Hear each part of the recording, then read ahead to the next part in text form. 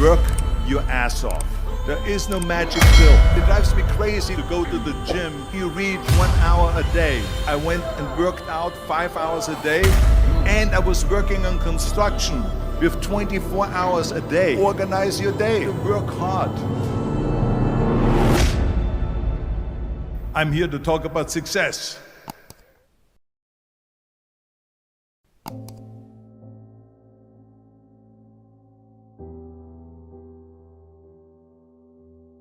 I went to college.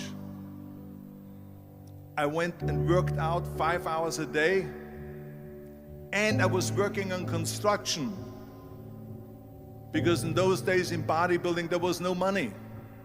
I didn't have the money for food supplements or anything, so I had to go to work. So I worked on construction. I went to college. I worked out in the gym, and at night from 8 o'clock at night to 12 midnight I went to acting class 4 times a week. So I did all of that.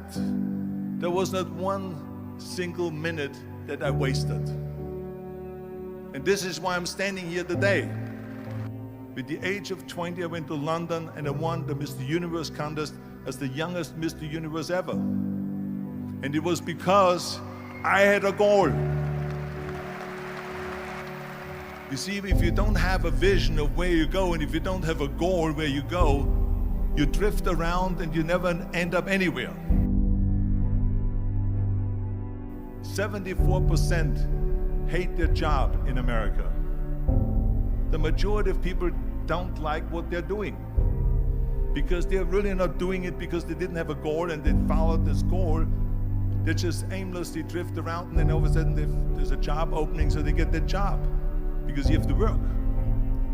But then when you work, it's a chore. It's work. It's not fun.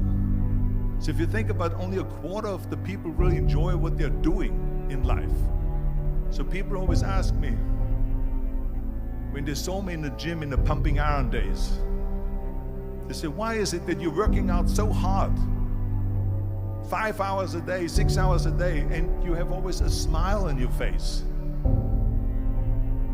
The others are working out just as hard as you do, and they look sour in the face. Why is that? And I told people all the time, I said, because to me, I'm shooting for a goal. In front of me is the Mr. Universe title. So every rep that I do gets me closer to accomplishing that goal, to make this goal, this vision, turn into reality. Every single set that I do, every repetition, every weight that I lift will get me a step closer to turn this goal into reality. So I couldn't wait to do another 500-pound squat. I couldn't wait to do another 500-pound bench press. I couldn't wait to do another 2,000 reps of sit-ups. I couldn't wait for the next exercise. So let me tell you something, visualizing your goal and going after it makes it fun. You got to have a purpose. No matter what you do in life, you got to have a purpose. Muhammad Ali worked his butt off, and I saw it firsthand. And I remember that there was a sports writer that was there in the gym when he was working out, and he was doing sit-ups. And they asked him, how many sit-ups do you do?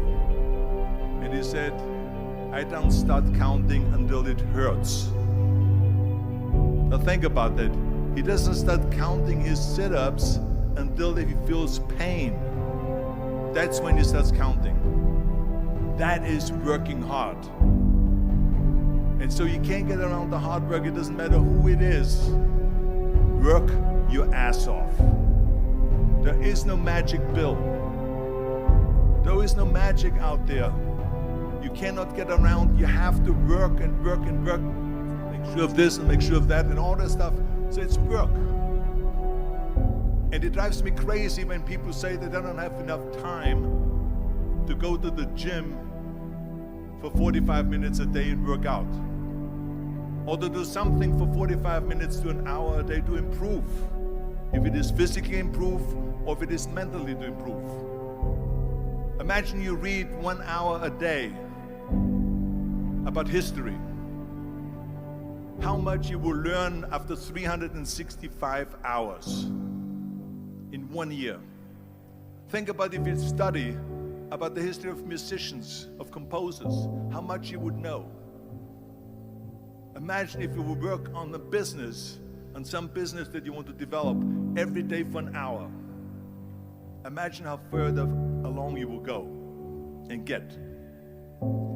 So it drives me nuts because when people say we don't have the time, we have 24 hours a day. We sleep 6 hours a day, so that gives you still 18 hours. So there's someone shaking their head out here in front. They say probably, I don't sleep 6 hours, I sleep 8 hours, right? Or just sleep faster. So we have 18 hours a day. The average person works around 8 to 10 hours. So let's assume it's 10 hours, so we have 8 hours left. Then you travel around an hour a day, maybe 2 hours a day. So now you have still 6 hours left. So what do you do with these 6 hours? What do you do with these 6 hours? Then we eat a little bit, then we schmooze a little bit, talk a little bit to people and all that stuff. But you can see how much time there is available if you organize your day. So you got to work hard. I hate plan B. And I tell you why. Because we have so many doubters, as I've said earlier, the no-sayers. We have so many of those people that say no and you can't do it, that's impossible. That is okay because we just turn off, as I said earlier, and we listen and we hear the no being a yes. You can't do it, you can do it, and all of that. So that is possible to do that amongst all the negative people around you. But when you start doubting yourself, that's very dangerous. Because now what you're basically saying is that if my plan doesn't work, I have a fallback plan, I have a plan B. And that means that you start thinking about plan B, and every thought that you put into plan B, you're taking away now that thought and that energy from plan A.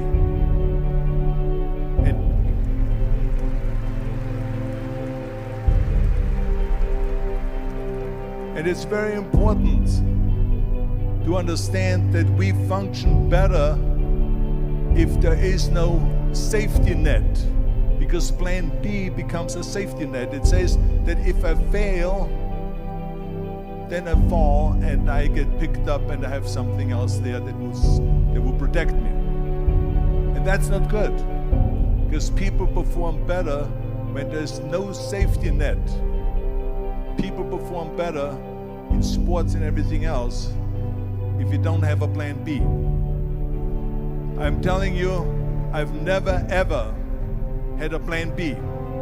I made a full commitment that I'm gonna go and be a bodybuilding champion. I made a full commitment that I'm gonna be in America. I made a full commitment that I'm gonna get in the show business and I'm going to be a leading man. No matter what it takes, I will do the work.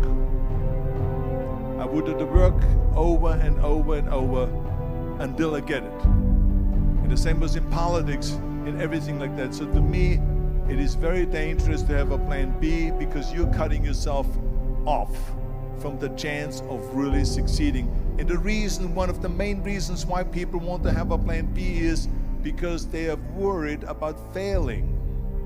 What is if I fail, then I don't have anything else? Well, let me tell you something, don't be afraid of failing, because there's nothing wrong with failing. You have to fail in order to climb that ladder. There's no one that doesn't fail. Michael Jordan said in one of his interviews, when they said, "You're unbelievable, you're the greatest basketball player of all times." I mean, tell me about that. And he says, well, you're just mentioning the successes. But he says, for me to become the greatest basketball player, I missed 9,000 shots when I was playing basketball at the NBA games. So during these games that he was so successful, he missed 9,000 shots.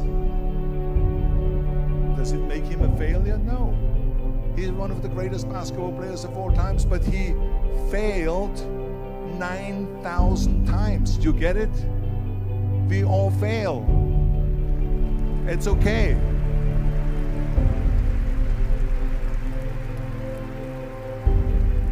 What is not okay is that when you fail, you stay down. Whoever stays down is a loser.